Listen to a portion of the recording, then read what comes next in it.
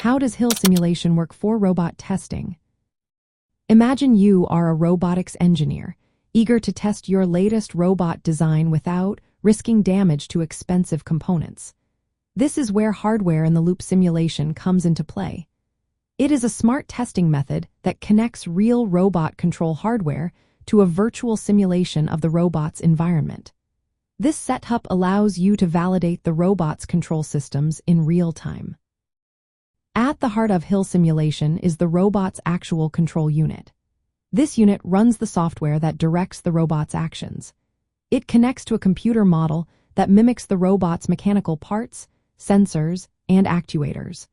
When the control unit sends commands to the simulated actuators, the simulation responds with sensor signals.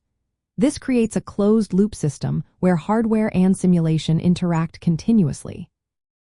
The key elements of HIL simulation include control hardware, a plant simulation, and interface electronics. The control hardware is the electronic control unit or processor that runs the robot's software. The plant simulation is a detailed mathematical model of the robot's mechanical system, sensors, and environment. It runs in real time, allowing for accurate testing. The interface electronics convert signals between the control unit and the simulation, making the interaction seamless. Using HIL simulation, engineers can test control algorithms and hardware-software integration under various scenarios. This includes edge cases and fault conditions, all without risking damage to physical parts. It can simulate different environments, loads, or failures that would be hard or unsafe to recreate physically.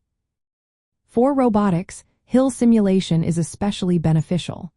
It speeds up development by allowing early validation before building physical prototypes.